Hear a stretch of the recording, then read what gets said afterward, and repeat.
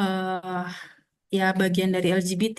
Tapi kita juga belum bisa nih bilang Mm-mm. dengan apa namanya dengan istilah atau sebutan pelaku atau korban begitu. Karena memang Ya, belum ada istilah pelaku LGBT atau korban LGBT itu apalagi itu belum ada begitu. oke. Jadi sampai sekarang dalam hukum pun belum ada istilah-istilah itu begitu ya, terkait Belum dengan. ada definisinya, belum ada korban Mm-mm. LGBT, apa LGBT-nya itu belum Oh, ada. oh begitu.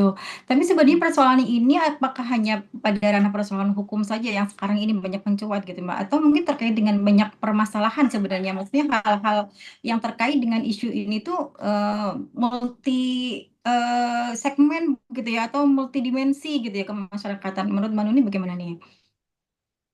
Hmm, persoalannya itu kan ini yang tadi Bu Intan sampaikan viral itu karena memang Mm-mm. ada usulan dari MUI untuk Betul. membuat undang-undang pidana LGBT gitu ya. Iya, Nah, betul. kalau misalnya kita sudah berbicara undang-undang itu kan berarti menjadi sesuatu yang aturan ini berlaku untuk seluruh rakyat Indonesia begitu.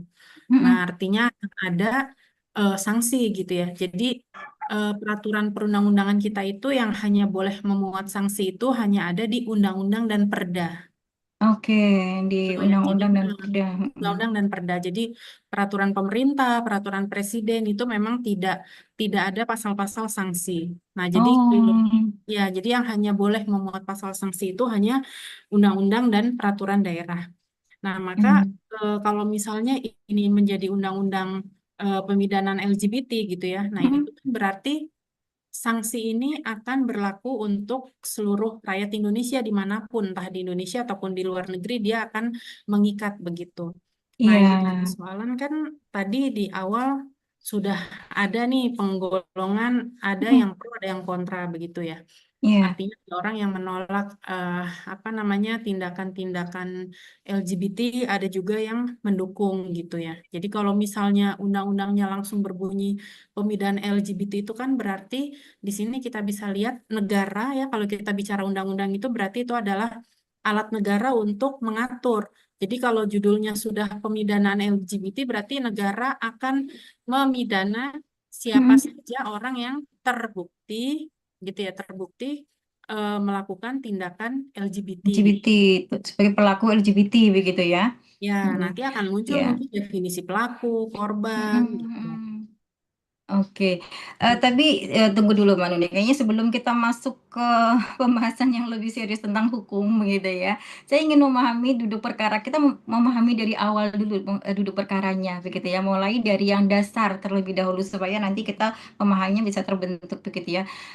Banyak masyarakat yang saya melihatnya ya mendengar istilah LGBT, begitu. LGBT kan sudah banyak dikenal, gitu ya, dibicarakan di mana-mana. Tapi belum tentu gitu ya mereka memahami secara tepat apa sih yang dimaksud dengan LGBT begitu ya.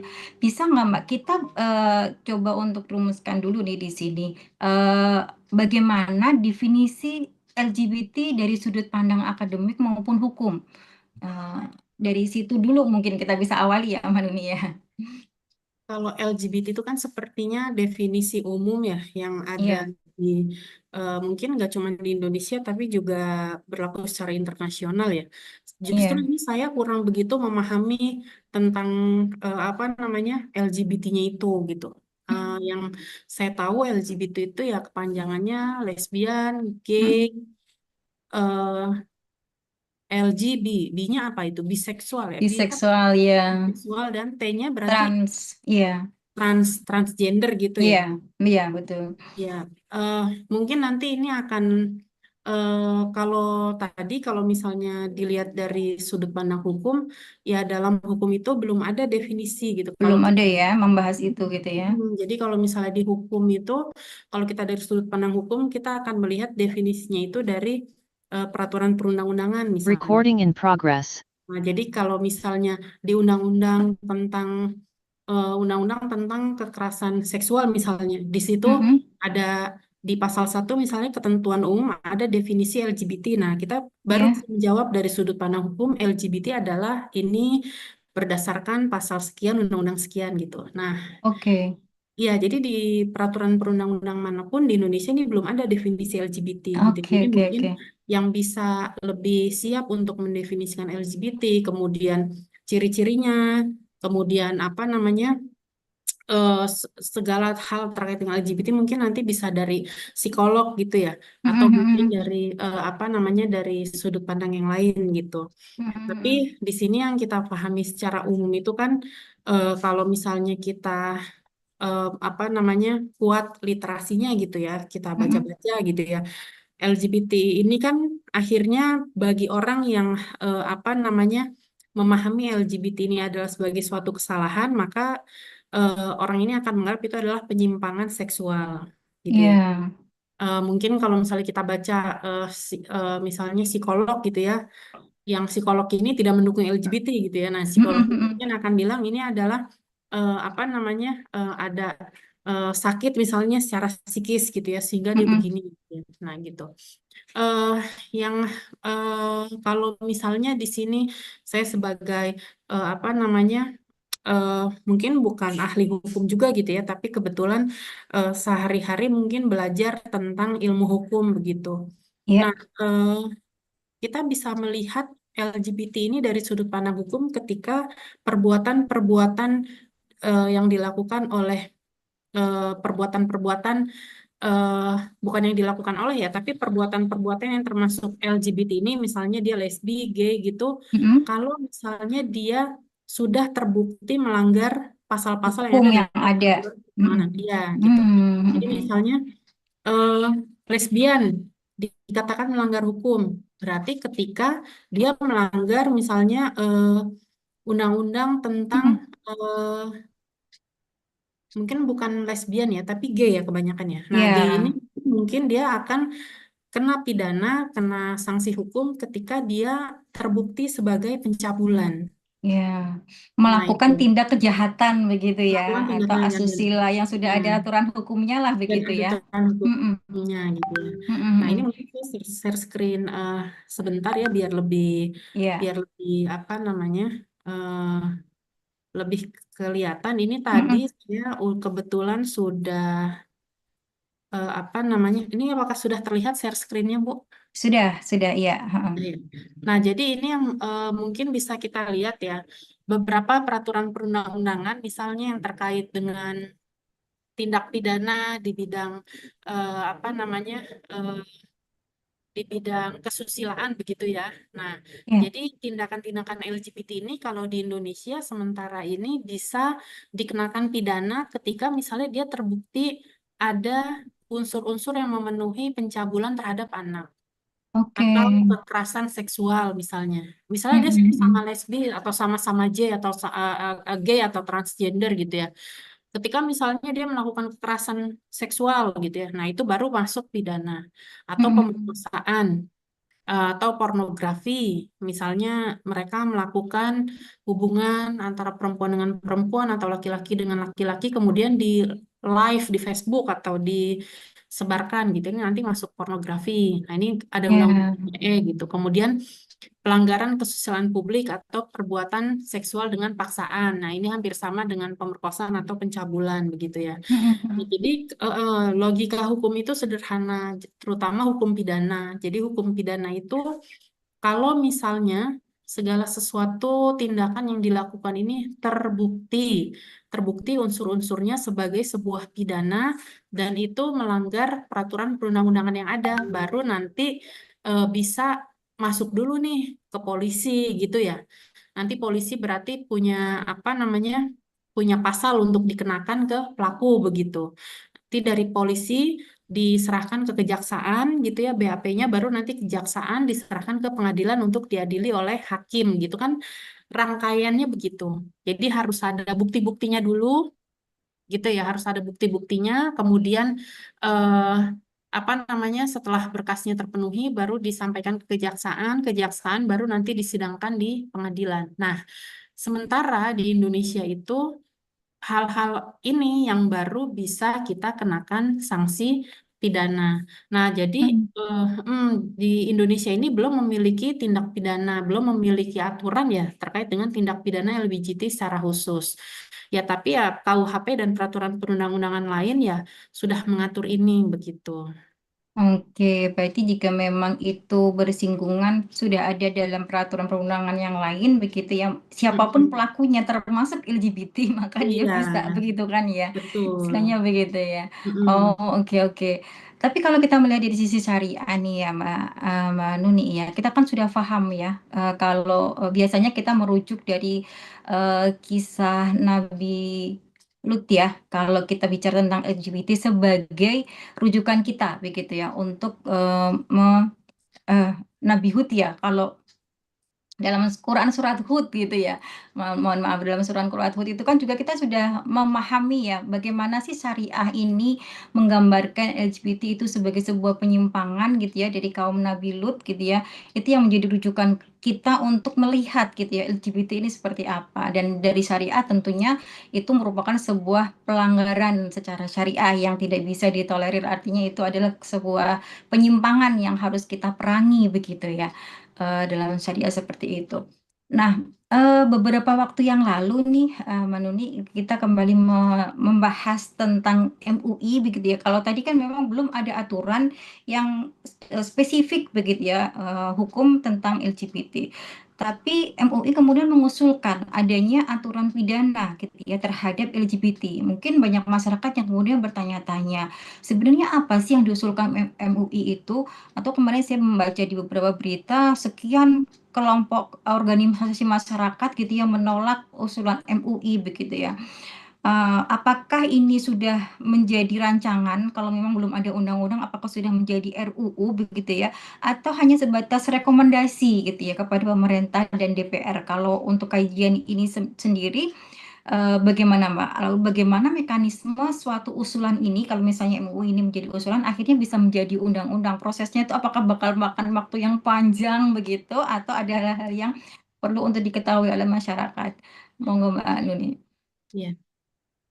Sebelumnya mungkin kalau di sini kita berbicara dari sudut pandang seorang Muslim gitu ya, tentu Iya, kita sangat menentang adanya LGBT. Nah, itu kan yang betul. harus kita perjuangkan sebagai seorang Muslim gitu ya, karena kalau misalnya kita mengkaji, ikut pengajian atau membaca begitu ya, itu kan apa namanya eh, azabnya begitu ya, azabnya nanti Mm-mm. dikhawatirkan akan langsung mengenai satu wilayah gitu.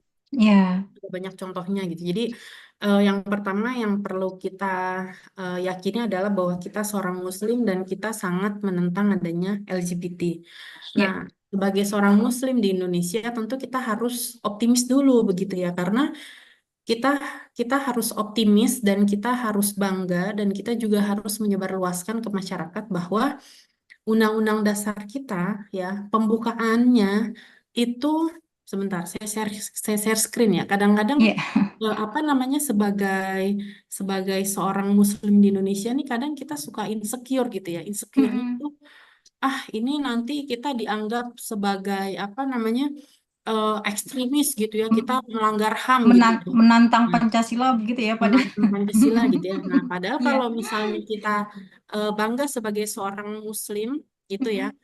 Nah, kita lihat di sini pembukaannya. Jadi pembukaan Undang-Undang Dasar kita ini adalah naskah yang dibuat sebelum Indonesia merdeka. Ya, jadi ini Mm-mm. undang-undang yang dibuat oleh the founding fathers kita waktu mungkin udah capek dijajah dan kita ingin merdeka sebagai bangsa gitu ya. Nah, kita bisa lihat di pembukaan ya, di mana pembukaan Undang-Undang Dasar ini tidak boleh diamandemen. Jadi pasal-pasal di Undang-Undang Dasar itu boleh diamandemen, tapi pembukaan ini nggak boleh.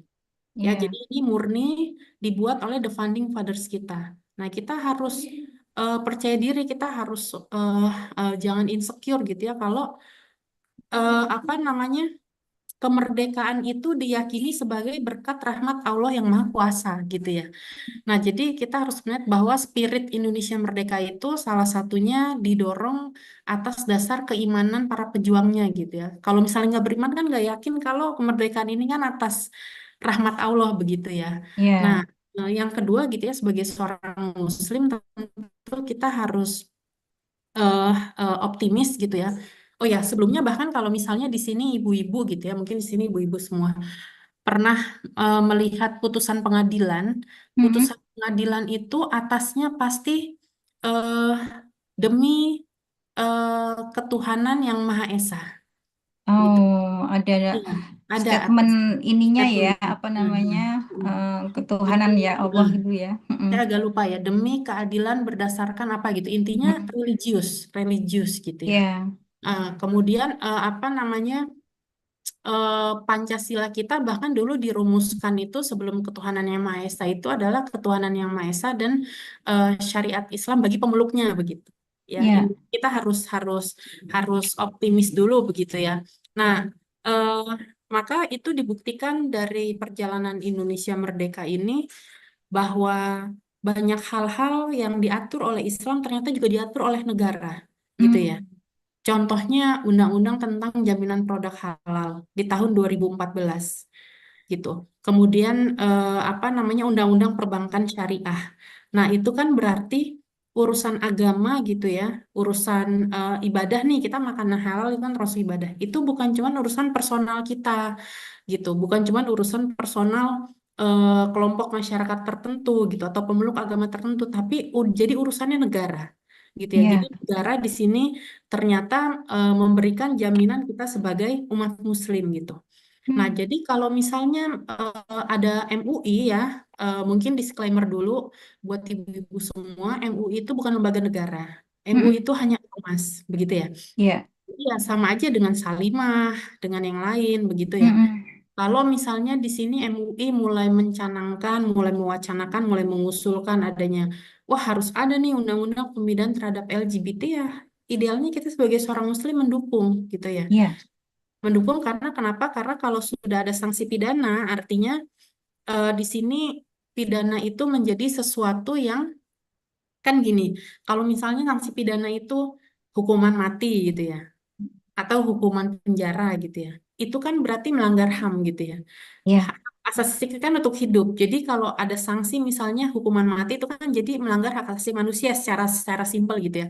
Tapi kalau itu sudah amanat undang-undang bahwa pelaku misalnya diberi hukuman mati itu tidak lagi melanggar HAM Mm. begitu ya karena itu sudah otoritas negara gitu ya. Definisi melanggar HAM ketika kita melanggar hak-hak asasi manusia yang dilindungi oleh undang-undang. Tapi ketika undang-undang ini memberikan ruang untuk pelaku ini diberi hukuman mati, kita tidak melanggar HAM begitu. Nah, Mm-mm. maka kita harus optimis dulu gitu. Kalau misalnya ada MUI dan mungkin ada ormas Islam yang lain atau mungkin ada kelompok yang mungkin itu bukan ormas Islam dan itu mendukung adanya undang-undang pembinaan LGBT, kita dukung gitu. Tapi gimana ini ya biar jadi undang-undang seperti misalnya undang-undang perbankan syariah, seperti Ya. halal gitu ya.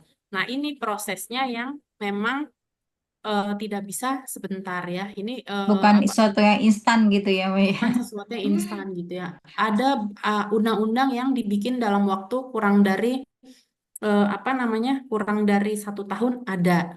Mm-mm. Ada undang-undang yang dibuat apa namanya lebih dari 2 tahun, 3 tahun ada. Ada undang-undang Mm-mm. yang sudah dibahas terus nggak jadi disahkan banyak gitu ya. Banyak.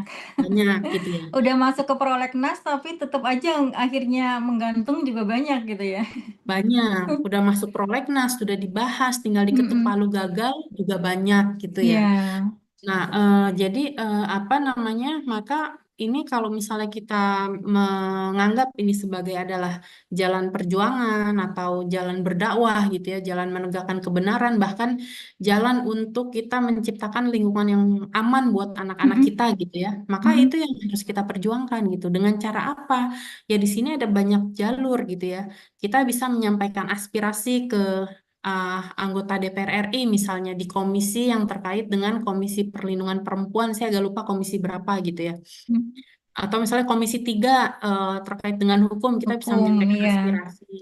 Ya, kita bisa mengajukan audiensi ke Kementerian Perempuan misalnya atau ke Kementerian Hukum dan HAM atau kementerian yang terkait. Atau misalnya kalau ada kesempatan kita bisa mengikuti rapat dengar pendapat umum gitu ya. Mm. Atau ya seperti podcast yang dilakukan oleh Salimah ini kan sebenarnya Mm-mm. bagian dari perjuangan untuk suatu bentuk dukungan gitu ya atau suatu bentuk apa namanya suatu bentuk Perhatian ya. perhatian gitu Terkait ya, isu-isu statement LGBT ya. ya dari Salimah bahwa wah kita mendukung nih kalau LGBT ini di apa namanya dipidana gitu ya. Tapi kita Ya. harus hati-hati gitu ya, walaupun kita Mm-mm. yakin LGBT ini berbahaya gitu ya, membahayakan ini udah meresahkan, kita tidak boleh melakukan razia atau persekusi sepihak gitu ya. Atau misalnya Mm-mm. wah kita punya nih apa dapat share-sharean gitu ya, eh, perempuan dengan perempuan atau laki-laki dengan laki-laki cuman kita sebarin aja kita ini ya gitu, nanti yang ada Mm. nanti kita malah dituntut Kita yang balik gitu ya, kita yang melanggar hukum ya jadinya kita ya. melanggar hukum gitu ya. Nah, Mm-mm. harus hati-hati gitu ya, atau misalnya kita intimidasi kekerasan atau main hakim sendiri, nah ini yang apa namanya kita harus ekstra hati-hati gitu ya, karena ini nanti yang ada kita dituntut balik gitu ya. Ya karena kenapa kita harus hati-hati ya? Karena selama belum ada ketentuan pidana yang secara tegas mengatur suatu perbuatan, seseorang tidak dapat dihukum berdasarkan penilaian masyarakat semata gitu ya. Jadi Berdasarkan pidana asumsi itu, gitu ya, hmm, penilaian. Mm. jadi pidana itu kan mana ya? Nah ini ya, pidana Mm. itu kan hukum pidana itu istilahnya ini Bu Intan, ultimum remedium, upaya Ya. terakhir gitu ya, karena Mm. tadi sanksi pidana itu dia secara sepintas dia melanggar hak asasi manusia gitu ya, dikurung, tidak Ya. bisa ketemu istrinya misalnya, tidak bisa Mm-mm. melakukan Secara kebebasan, iya hak melanggar asasi manusia begitu ya, melanggar hak tidak asasi di. manusia, Mm. maka itu menjadi pidana sebagai sarana terakhir gitu ya. Oke. Jadi ya, jadi hanya boleh dilakukan apabila sarana-sarana preventif seperti pendidikan, edukasi, pembinaan gitu sudah tidak memadai gitu ya. Mm. Atau misalnya ada sanksi administrasi gitu ya. Maka untuk merumuskan ini menjadi sesuatu hukum pidana ini memang bukan sesuatu hal yang mudah begitu ya. Hmm. eh Ya tadi memang perlu diperjuangkan. Nah, mungkin ini tadi apa namanya yang bisa eh, kita lakukan gitu ya. Tapi ini panjang nih. Ini Prosesnya enggak panjang, prosesnya panjang gitu panjang ya. banget ya, enggak Panjang ya. banget. Tapi yang dilakukan oleh eh, MUI itu kan sebenarnya sebagai usulan masyarakat gitu ya. Kita belum tahu nih MUI sudah sejauh mana, apakah sudah menyampaikan kajian ke DPR RI misalnya yang terkait, atau misalnya lewat lewat apa namanya aspirasi lewat yang lain, misalnya Mm-mm. anggota dewan itu kalau nggak salah ada reses ya. Nah itu kan ada Iya. reses itu anggota dewan apa menerima aspirasi masyarakat mungkin disampaikan di sana gitu ya. Oke. Jadi yang bisa kita perjuangkan adalah kita harus berpartisipasi aktif nih sejak dalam rumusan gitu ya, sampai Mm-mm. nanti saat pembahasan gitu ya. Kalau misalnya ya semoga apa namanya undang-undang terkait LGBT ini nanti menjadi prolegnas kemudian dibahas gitu ya. Nah kita Mm-mm. juga bisa berpartisipasi gitu, Mm. mengawal supaya betul-betul disahkan. Begitu Bu Hmm. Inti. Berarti memang prosesnya memang masih panjang sekali begitu ya. Kemarin kalau nggak saya sih yang Panjang. baca beberapa di media begitu bahwa MUI itu udah mulai menyusun kajian akademik gitu. Berarti kan masih pada tahap-tahap awal ya Mbak ya. Kalau di sini masih Iya, di fase bisa satu jadi ya. usulan, iya, bisa jadi usulan MUI ini baru di sini, Heeh, heeh.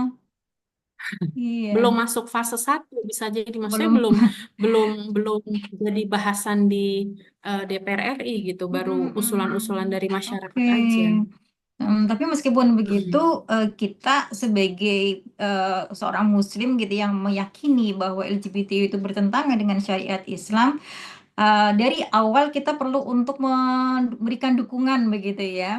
Bisa. Tadi mungkin Hmm. kalau suatu waktu kita bisa bikin petisi begitu ya, apa Bisa. namanya, atau terlibat aktif dalam berbagai kajian-kajian ya termasuk di sore hari ini itu juga sebuah upaya dari kami juga sih sebenarnya juga untuk menyuarakan begitu ya bahwa ini perlu untuk mendapatkan dukungan gitu ya. Kalau memang nantinya bisa menjadi undang-undang, eh apa ternyata LGBT kalau dipidanakan ya bisa-bisa aja kan begitu ya. Kalau memang itu nantinya melanggar undang-undang kan begitu. Tapi untuk proses ke arah sana masih perlu proses yang panjang begitu ya. Sehingga kita perlu memahami ini baru konsep usulan nih, usulan kebijakan nih gitu ya. Kemudian kalau saat ini yang sudah ada itu regulasi yang ada itu adalah hukum-hukum yang tidak secara langsung terkait dengan LGBT gitu ya. Tapi mungkin kalau LGBT itu melanggar hukum itu tetap saja sebagaimana warga negara yang lainnya juga gitu ya bisa dikenakan hukum itu begitu ya Mbak ya. Iya, Nah, kalau kita melihat sekarang dari KUHP nih Mbak eh, Mbak Nuni, gimana nih sekarang kalau di KUHP sendiri apakah sudah ada ketentuan sih terkait dengan LGBT ini? Terkait dengan perbuatan-perbuatan kesusilaan misalnya gitu sudah ada ya isu-isu yang ada di sini. iya. Mungkin kita langsung buka aja ini Mm-mm. Undang-Undang KUHP ya. Jadi Oke, mungkin iya. disclaimer dulu. Disclaimer dulu, ternyata kalau kita dengar KUHP, Kitab Undang-Undang Hukum Pidana gitu ya, Mm-mm. itu dari tahun 45 kita merdeka sampai tahun 2023 itu masih memakai KUHP yang dibuat oleh pemerintah Hindia Belanda. Waduh, masih udah Hmm. sangat lama Iya, sekali. hampir berapa itu ya? 70 tahun lebih Indonesia merdeka, Iya. kita masih menggunakan Kitab Undang-Undang Hukum Pidana yang dibuat oleh pemerintah Hindia Belanda sebelum ada pemerintahan Indonesia tahun 45 Mm-mm. gitu. Jadi nanti yang mungkin di sini ada yang pernah kuliah di Fakultas Hukum atau mungkin anaknya begitu atau keponakannya biasanya itu bukunya warna kuning merah gitu, oranye merah gitu ya.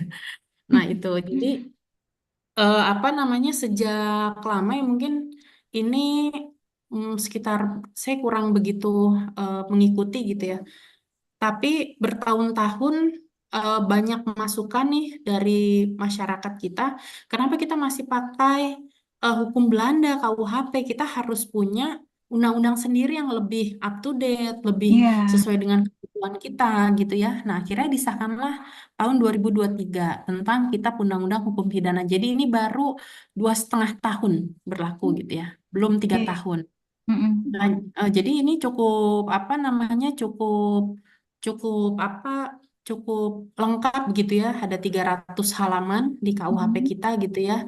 Nah, ini untuk mewujudkan hukum pidana nasional perlu disusun hukum pidana yang mengganti KUHP warisan pemerintah kolonial Hindia Belanda gitu ya. Jadi Oke. undang-undang KUHP kita yang baru nih Undang-Undang 1 2023 memang dia menggantikan KUHP warisan pemerintah kolonial Hindia Belanda.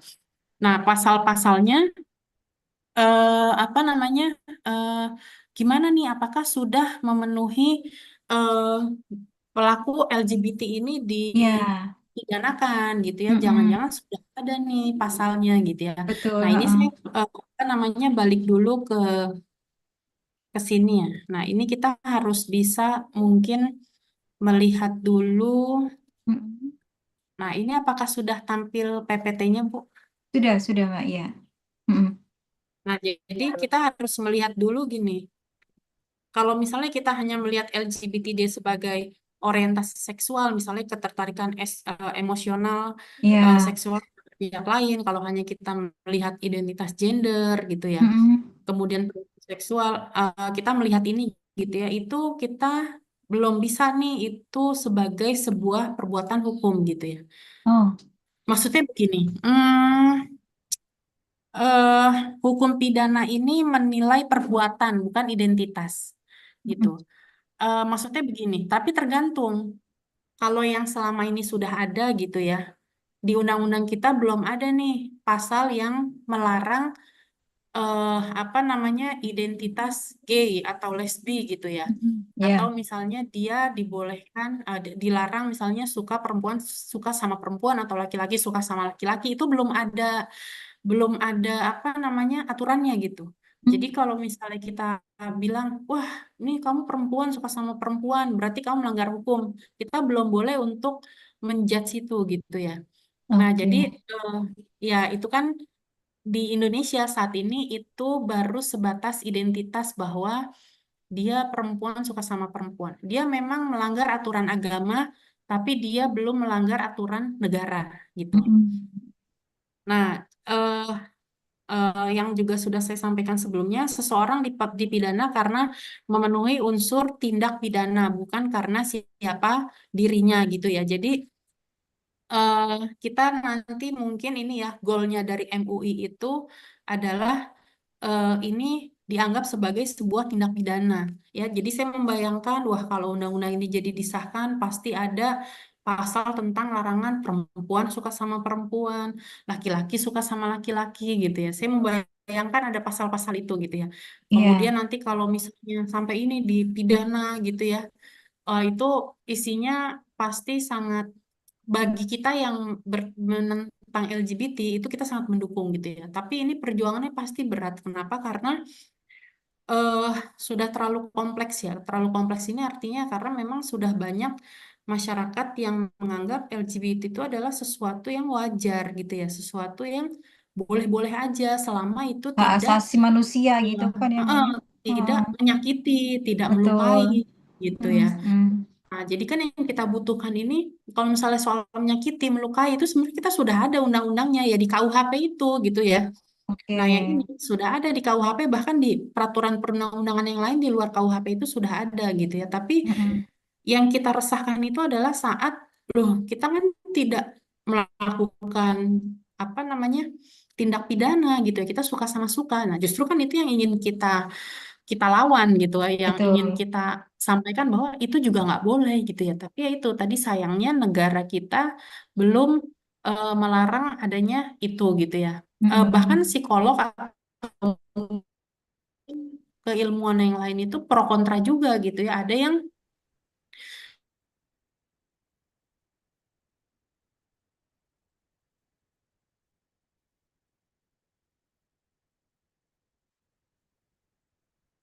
Halo, Manuniknya terpental. bentar ya. Oke, kita tunggu ya, dulu sampai ini kali ya, sampai Ini udah bergabung masuk lagi. lagi. Oh, udah masuk lagi. tidak masuk lagi. Ya, Oh ya. ya. Nah, jadi itu Bu Intan ya terlalu semangat sampai ini ya. Heeh. Mm-mm. Jadi KUHP apakah ada pasal-pasalnya? Ya ada. Bahkan di luar KUHP, misalnya di Undang-Undang ITE juga juga ada. Bisa aja saat mereka iseng gitu ya. Apa kita juga sering eh, apa melihat mereka melakukan hubungan terus di share di Instagram kan termasuk pasal pornografi itu juga ada undang-undangnya sendiri, undang-undang pornografi bukan undang-undang KUHP. Berarti terkait dengan keasusilaan begitu ya, sudah Iya, ada di tapi sana kan sudah. akhirnya kembali lagi ya, apakah itu Mm-mm. ditegakkan atau tidak, Bu Intan? Ada yang Oke. dilaporkan apa enggak? Buktinya Mm-mm. terpenuhi atau enggak? Polisinya Mm-mm. mau gerak apa enggak? Itu kan balik lagi ke situ persoalan di Indonesia. Iya, kalau kita bicara tentang hukum tuh, aduh, sangat rumit sekali kalau saya. Saya bukan mahasiswa hukum, tapi saya kalau bicara tentang hukum Indonesia itu, aduh, gemes banyak yang apa namanya di luar logika gitu kayaknya. Nggak tahu apalagi kalau melihat persidangan-persidangan, apalagi kemarin ada kasus Nadiem Makarim gitu ya, Iya, yang iya. berbagai macam kontroversi di sana. Kayaknya aku memikirkan ke sana tuh butuh pemikiran yang sangat enggak gitu kalau saya. Oke, jadi memang sebenarnya sudah ada begitu ya regulasi yang berlaku begitu ya terkait dengan hukum-hukum keasusilaan, tapi mungkin tidak khusus gitu ya spesifik terkait dengan LGBT. Karena sebenarnya ini yang ingin kita perangi itu justru di sini gitu kan. Syariah yang menentang tuh di sini meskipun mereka tidak melakukan pelanggaran gitu, tidak melakukan tindak keasusilaan atau yang dikatakan Mbak Nuni suka sama suka, tetap aja itu nggak boleh kan gitu sebenarnya. Nah itu yang perlu perjuangan. Tapi kalau itu kemudian gini Mbak Nuni, kita sebagai seorang Muslim pasti kan sudah ya meyakini secara syariat gitu ya melalui ketentuan yang sudah jelas terkait dengan perilaku seksual itu bertentangan dengan syariat kita dan perlu untuk kita tentang begitu. Namun dalam praktek kehidupan bernegara nih Mbak Nuni ini, bagaimana seharusnya pendekatan yang dilakukan? Apakah kemudian munculnya usulan MUI itu begitu ya, itu cukup digunakan sebagai pendekatan pidana gitu? Apakah gini, ketika kita mau menentang LGBT begitu ya, kemudian memunculkan RUU itu begitu ya, is that enough begitu ya? Apakah cukup gitu ya, menyelesaikan masalah LGBT itu begitu atau perlu diimbangi dengan pendekatan-pendekatan yang lain gitu? Menurut Manuni bagaimana nih? Eh, di awal itu kan tadi Bu Intan juga udah menyampaikan ada pro dan kontra ya. Mm, mm, mm. Yang kontra ini kan yang kontra dengan adanya misalnya nanti judulnya undang-undang itu pemidanaan terhadap LGBT.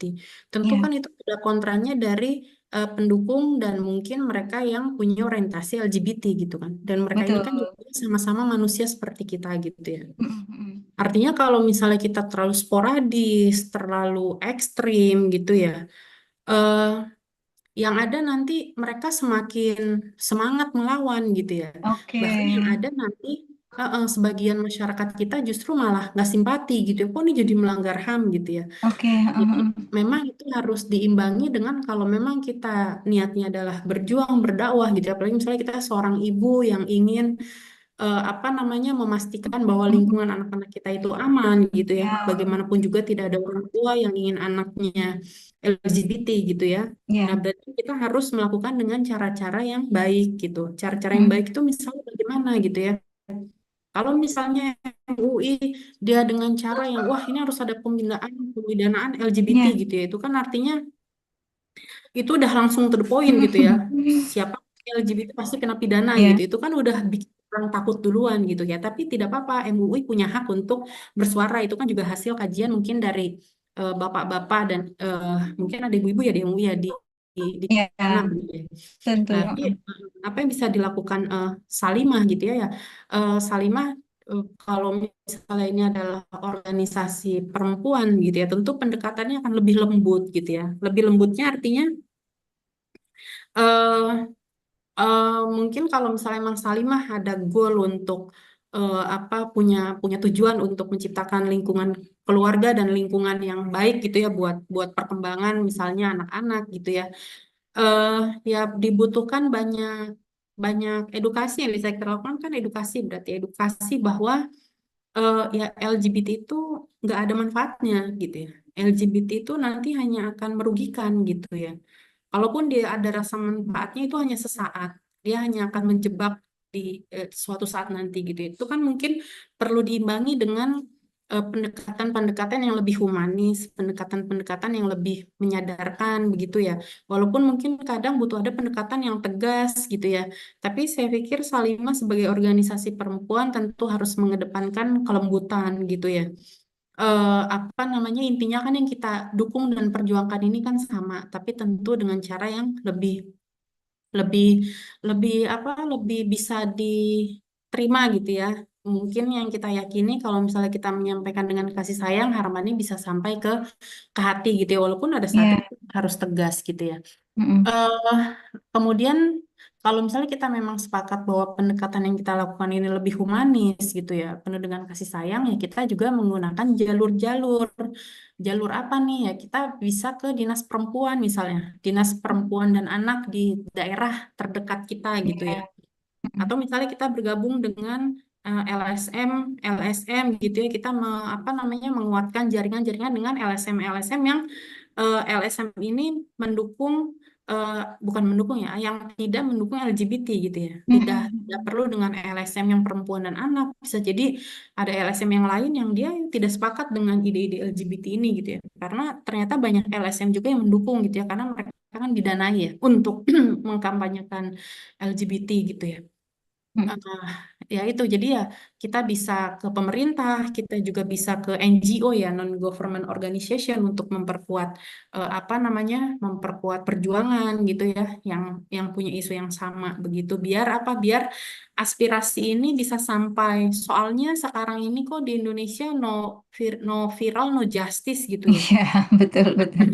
Jadi ya udah nggak apa-apa maksudnya kalau memang Viralin dulu aja begitu ya, Maya. viralin dulu aja gitu ya. Jadi kalau misalnya sesuatu yang batil atau sesuatu yang salah aja dia percaya diri untuk memviralkan gitu ya, percaya diri untuk mengkampanyekan, kenapa kita yang yakin bahwa ini adalah sesuatu yang salah, ini tidak ada manfaatnya, ini banyak mudorotnya, kita kampanyekan juga, kita viralkan dan kita galang kekuatan. Begitu Bu Intan. Ya, oke. Berarti saya kira ini menjadi sebuah pesan penting gitu ya bagi kita semua bahwa persoalan sosial seringkali membutuhkan pendekatan yang lain gitu ya, pendekatan yang lebih komprehensif, yang lebih humanis tadi ya Mbak, yang bisa menyentuh hati karena kita sebagaimana Salimah juga ingin memperbaiki kehidupan keluarga, anak perempuan begitu ya, sehingga di sini harapannya ada satu treatment pendekatan-pendekatan yang dirasa bisa menyentuh ke hati sehingga bisa membuat sebuah perubahan atau membuat sebuah upaya-upaya pencegahan begitu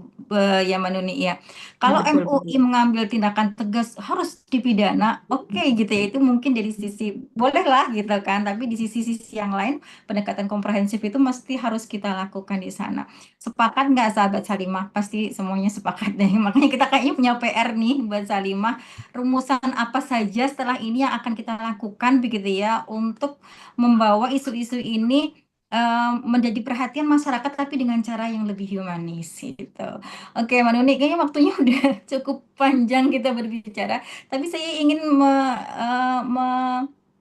apa namanya membuat suasana lebih lebih hip lagi gitu ya dengan sedikit bermain nih Mbak Nuni ya.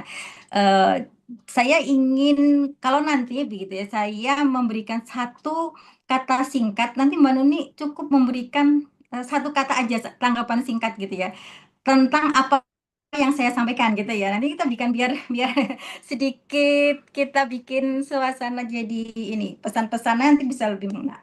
Oke, satu kata Mbak Nuni nanti menyampaikan satu kata juga yang ada dalam benak Mbak Nuni. Oke, begitu Mbak Nuni. Ada cuma 1, 2, 3, 4, 5, 6. Saya siapkan cuma 6 aja.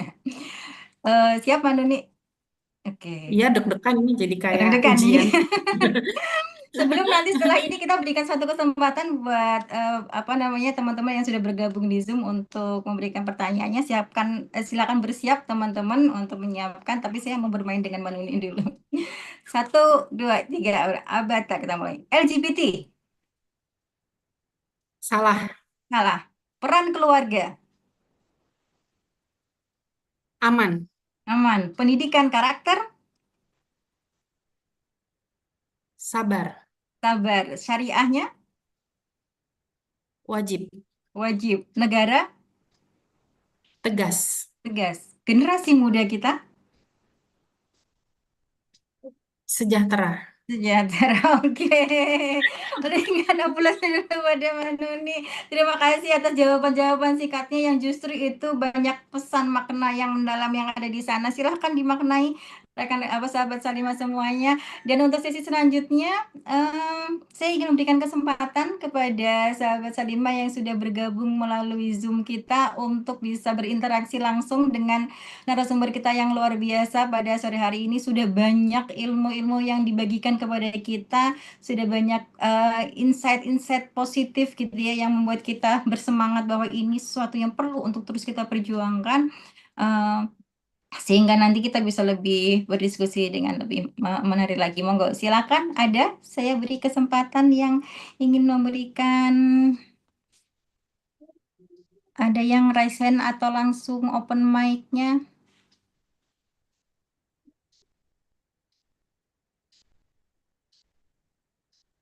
Kayaknya masih pada Ini di asik namanya semua. ada yang dari Banjarnegara ya, Bu Intan, jauh ya. Padahal Rumahnya ini kan yang ada Banjarnegara. di Salimah Surakarta ya. Iya, yang ini sama Surakarta. Mm-mm. Tapi mungkin karena kita info di sosial media kita gitu ya, kita info juga di ini mungkin jadi lebih luas lagi gitu ya. Mungkin yang tertarik untuk bisa mengikuti kajian-kajian ini bisa gabung dari manapun gitu ya, dari belahan dunia manapun. Aro, ada yang Oh, ini yang dari Banjarnegara ini, Bu oke. Yusmemu. Ya, Boleh Assalamualaikum. silakan. Oh, Ibu. Waalaikumsalam warahmatullahi wabarakatuh. Waalaikumsalam. Monggo, Ibu. Boleh bertanya sedikit ya, kegelisahan kami kebetulan sebagai nakas Bu, ini Yusminasi dari Banjarnegara. Oh, subhanallah. Iya, terima kasih. Monggo, Ibu. Terima Langsung. kasih waktunya. Beberapa dilema yang kami rasakan sebagai nakas, nggih, kebetulan saya di bagian laboratorium di tim VCT penanganan HIV/AIDS kayak gitu, termasuk diantaranya adalah LSL gitu ya. Hmm. Salah satu keresahan kami sebagai tenaga kesehatan itu adalah satu sisi kita terkena hukum etika profesi, nggih, disiplin profesi bahwa kita itu mencegah stigma kepada pasien kita, klien kita terkait hasil pemeriksaan laboratorium, rekam medik dan sebagainya. Iya. Di satu sisi, salah satu kasus yang kami hadapi misalnya sepasang calon pengantin sama-sama diperiksa triple E, nggih, ya HBsAg, HIV, sipilis. Kemudian salah satunya mungkin ada yang reaktif HIV atau sipilisnya, ya, penyakit menular seksual begitu. Misalnya yang laki-laki positif dengan reaktif HIV, sedangkan calon pengantin perempuan itu negatif. Dan kita tidak boleh memberikan hasil itu kepada keduanya, tapi harus kepada masing-masing, nggih. Meskipun Hmm. sebenarnya pemeriksaan itu adalah untuk mencegah penularan, nggih, tapi biasanya Iya. komitmen pernikahan, pemeriksaan itu kan setelah berkomitmen untuk menikah, nggih. Nah, Hmm. kita hasilnya itu diserahkan kepada masing-masing klien. Hasil laki-laki kita berikan secara personal, eh, kita edukasi dan kita tanya apakah dia mau open status kepada istrinya atau boleh kita yang menyampaikan begitu. Nah, Oh ternyata gitu. rata-rata nggih untuk calon pengantin yang dengan beda hasil pemeriksaan seperti ini, karena biasanya mungkin yang satu udah pengalaman gitu nggih, itu ad- banyak ya, banyak yang tidak mau membuka statusnya kepada istri atau menyampaikan hasilnya dan konsekuensinya gitu. Satu sisi kita nanti harus mengedukasi masing-masing, misalnya kalau menikah, lanjut menikah berarti harus dengan alat pengaman. Tapi kan tentu tanda tanya nggih, mungkin bagi Iya. istri kenapa suami saya harus pakai pengaman, sementara kita punya menikah pengen punya anak dan sebagainya. Nah, itu kendala sekali buat kita menghadapi kaum-kaum yang seperti ini ya. Dan misalnya kita surveillance-nya itu kan kita tanya riwayat dia mendapatkan penyakit itu pasti kita tanya apakah dari sesama jenis, lawan jenis atau eh apa dengan pacar yang lalu atau istri yang lalu begitu, berganti-ganti atau sendiri gitu. Iya. Setelah kita korek begitu eh itu misalnya ada kita temukan ternyata dia riwayat laki-laki sama suka laki-laki tapi dia menghendaki untuk menikah itu kan kita Aduh. sedih sekali nggih. Sedih Iya. sekali maksudnya padahal banyak kasus seperti ini nanti hanya untuk status formalitas gitu nggih. Itu jadi saat kita tuh sangat prihatin sekali. Satu sisi kita harus tidak boleh menyampaikan aturan hasil rekam medik itu kepada yang tidak berhak. Di satu sisi, Oke. kita memang menjaga hak asasi beliau sebagai pasien, kita rahasianya kita jaga. Tapi kita punya beban itu, Dan moral calon ya Bu istrinya ya. itu kan juga berhak, ya, beban sekali. Calon istrinya itu kan punya berhak untuk dilindungi dari Iya penyakit yang betul. seperti ini. Kemudian dia berhak menentukan mau lanjut atau tidak, karena ini tergantung apa sangat menentukan masa depan mereka gitu. Nah, itu Mm-mm. satu hal. Jadi saya kurang paham tentang undang-undangnya, tapi ada pernah kasus rekan sejawat itu yang eh, di Kediri atau ya yang gara-gara hasil pemeriksaan itu sampai bocor gitu ya, sampai menggagalkan pernikahan, ternyata jadi kasus. Tapi itulah dilema kita sebagai tenaga kesehatan itu seperti itu. Melindungi agar tidak menimbulkan stigma, tetapi ada satu sisi sebenarnya melanggar hak asasi pasien yang lain, calon pengantin lawan jenisnya itu yang juga harus kita lindungi. Nah, itu kadang-kadang gemes sekali gitu ya, kadang-kadang gimana ini ya. Terus ada kasus lagi itu kita tahu ada seorang yang memang sudah ODIF ya, pengidap HIV, itu membawa-bawa anak, ya dia saya tahu dia komunitas LSL, kemudian membawa-bawa anak yang kebetulan kita tahu siapa dia, masih anak 15 tahun, mulai dibawa-bawa dia, itu artinya dia ini sepertinya akan menjadi korban berikutnya gitu. Nah, itulah kegamangan kita nggih.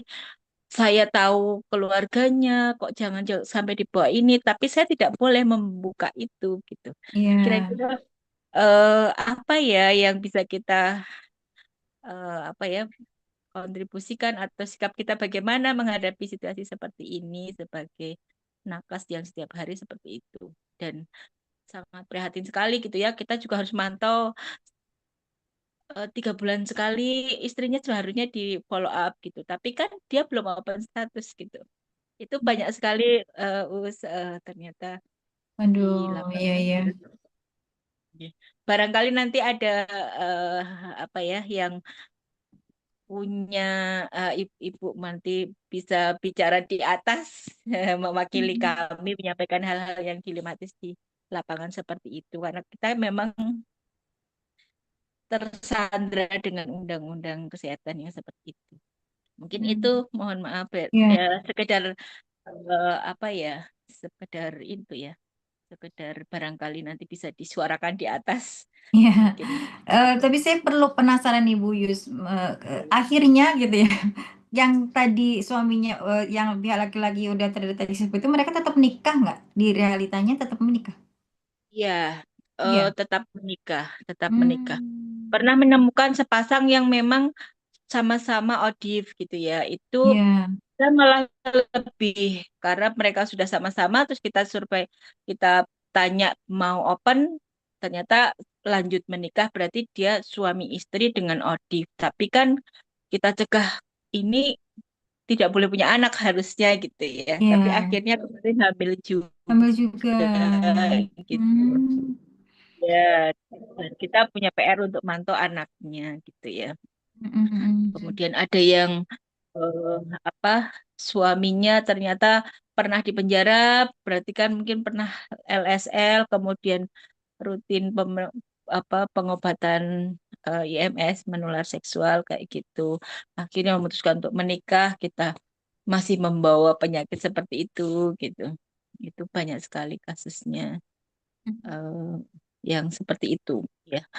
Terus Iya. kita mau mau apa memeriksa istrinya itu kan juga harus dengan inform konsen ya ke misalnya kita tanya selalu pakai pengaman terus apa enggak gitu ya. Ternyata pernah tidak pakai kayak gitu. Nah, kalau kita mau tiba-tiba meminta istrinya untuk periksa ternyata dia belum open, kita juga salah gitu. Hmm. Iya, iya, iya. Serba salah ya Bu, jadi semuanya Bu antara jadi hati nurani ini menenang. Aduh, saya nggak tahu nih harus bagaimana kalau ada di posisi itu, di posisi Bu Yus. Sementara di satu tanggung jawab profesi, di sisi yang lain kita sebagai sesama manusia begitu ya, yang melindungi harus melindungi Iya, juga. iya. Ada pendapat Itulah. mungkin Mbak Nuni tentang apa yang dirasakan Ibu Yus ini? Ya, kalau Buyu sebagai tenaga kesehatan tentu harus taat etika profesi ya, Ya. Iya, gitu. karena memang aturan itu gitu ya. Ya, jadi pertentangannya itu ada pada ini nanti malah eh, padahal itu sebenarnya kita ingin melindungi hak asasi ya pasangannya ya, tapi Mm-mm. malah kita dianggap melanggar HAM pasangannya yang lain yang apa disebarkan informasi medisnya begitu ya. Iya. Eh, Memang ternyata isu ini sudah menjadi kegelisahan banyak tenaga nakes dan memang terbukti ternyata bahayanya atau mudorotnya istilahnya ya atau korbannya ternyata banyak. Tentu ini bisa disuarakan oleh kolegium-kolegium di tenaga kesehatan ya. Eh, Hmm. maka ini kan artinya bukti-bukti empirisnya ini ada gitu ya.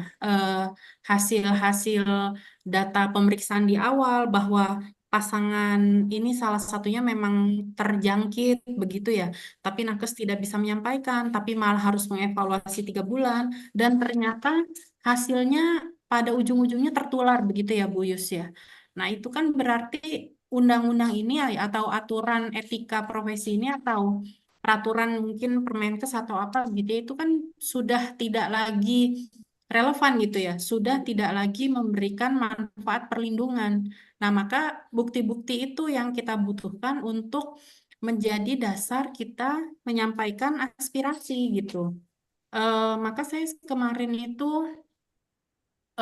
apa ya, dunia kesehatan kita kan memang pro kontra ya, bukan pro kontra ya, tapi banyak dilemanya gitu ya. Artinya kebijakan-kebijakan terkait dengan kesehatan di Indonesia ini kan memang belum betul-betul sepenuhnya eh, memberikan manfaat yang positif begitu untuk masyarakat gitu ya.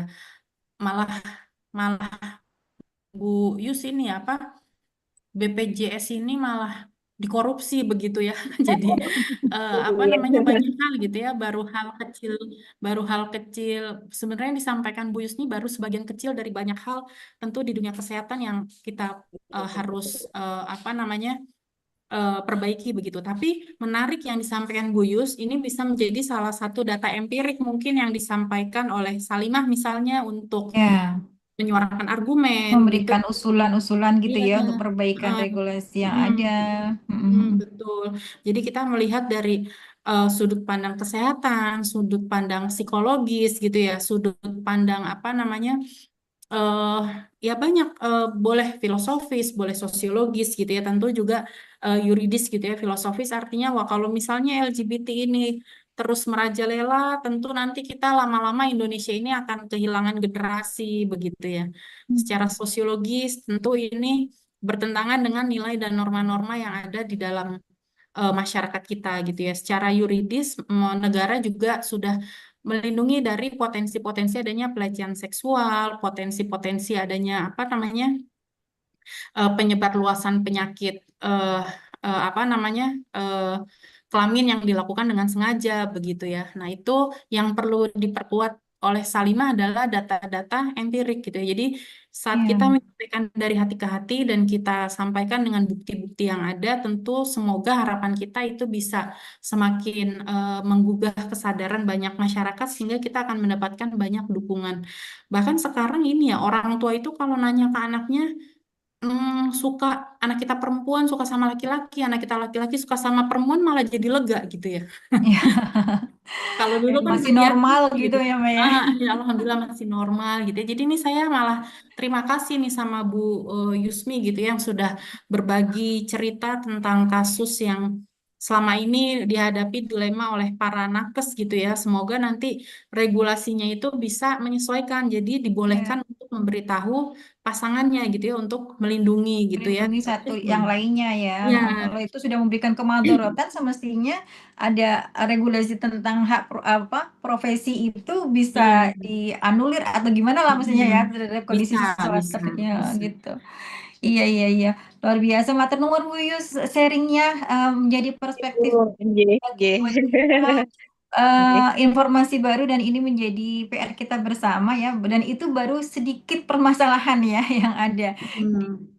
di lingkungan kita. Yang pasti menjadi kita perhatian lebih gitu ya bagaimana hal-hal yang perlu untuk kita perjuangkan. Dan alhamdulillah Mbak Nuni tak terasa sudah lebih dari 1 jam loh kita berdiskusi bersama. Hari ini kita belajar banyak bahwa ketika membahas isu-isu yang sensitif ya, seperti saat ini kita bahas LGBT, kita memang memerlukan pemahaman yang utuh gitu ya. Sebagai seorang muslim, kita tentu berpegang teguh pada nilai-nilai syariat kita, nilai-nilai Al-Quran dan As-Sunnah begitu ya. Tapi sebagai warga negara, kita juga perlu untuk memahami bagaimana sih hukum yang ada, bagaimana hukum itu dibentuk begitu ya, bagaimana regulasi itu bekerja gitu ya, bagaimana persoalan sosial ternyata juga perlu untuk disikapi secara arif gitu ya, secara humanis tadi gitu ya. Dan itu nanti banyak hal yang tentunya bisa kita lakukan gitu ya dengan kita melakukan program-program nanti di Salimah kita wujudkan dalam bentuk macam-macam gitu. Tapi sebelum saya mengakhiri podcast ini, saya mohon ada satu statement nih dari Manuni sebagai closing statement kita pada sore hari ini buat sahabat Salimah semuanya. Monggo. Ya, terima kasih atas undangan yang diberikan Salimah. Ya, jadi ini mungkin salah satu cara yang Allah berikan kepada saya juga untuk Mm-mm. memperjuangkan sesuatu yang saya yakini ini adalah sebuah kebenaran gitu ya.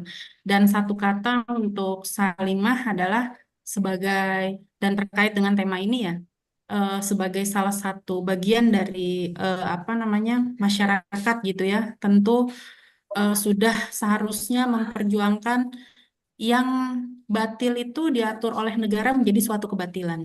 yang hak dan yang benar itu juga diatur oleh sebuah negara, oleh negara menjadi sebuah kebenaran gitu ya. Oke. Jadi semoga jangan sampai sesuatu yang batil ini malah dibolehkan oleh undang-undang gitu ya. Sesuatu yang benar ini malah dilarang oleh undang-undang gitu ya. Maka Ya. besar harapan kami sebagai masyarakat kepada Salimah begitu yang kami yakini pengurus-pengurus Salimah ini adalah ibu-ibu yang memiliki kepedulian terhadap apa namanya perbaikan lingkungan masyarakat gitu ya. Tentu diisi oleh gak semua loh ibu-ibu punya punya semangat untuk berjuang Mm-mm. gitu. Jadi pesan saya adalah semangat terus untuk ibu-ibu di Salimah, semoga Oke. Allah mudahkan dan memberikan kekuatan Amin. untuk terus berjuang, menegakkan kebenaran demi menciptakan lingkungan kehidupan yang lebih baik untuk anak-anak kita di masa depan. Begitu Bu Oke, Intan. baik. Terima kasih sekali Jazakillah khairan kasih Romanuni atas ilmunya, atas wawasannya, atas penjelasannya yang sangat mencerahkan kita. Dan terima kasih juga kepada seluruh sahabat muslimah Sabila yang mengikuti podcast ini. Nanti kalau yang belum sempat kita akan share juga di program-program media kita yang lainnya. Semoga Allah SWT senantiasa memberikan kepada kita ilmu yang bermanfaat, hati yang teguh dalam memperjuangkan kebenaran, begitu ya, serta hikmah dalam mensikapi berbagai macam persoalan kehidupan ini. Matur nuwun sekali lagi, saya Intan Nurlaili undur diri, mohon pamit. Semoga kita bisa bertemu dalam podcast Salimah Sabila dengan tema-tema yang menarik lainnya. Matur nuwun, saya tutup. Wassalamualaikum warahmatullahi wabarakatuh. Matur nuwun, Mbak Waalaikumsalam Nuni. Waalaikumsalam warahmatullahi warahmatullahi wabarakatuh. Terima kasih. wabarakatuh. Mohon maaf. Jazakumullah khair, jazakillah penuni. Ya, Ampun, sama-sama. saya. Yus. Assalamualaikum. Sudah, ya, kita akhiri.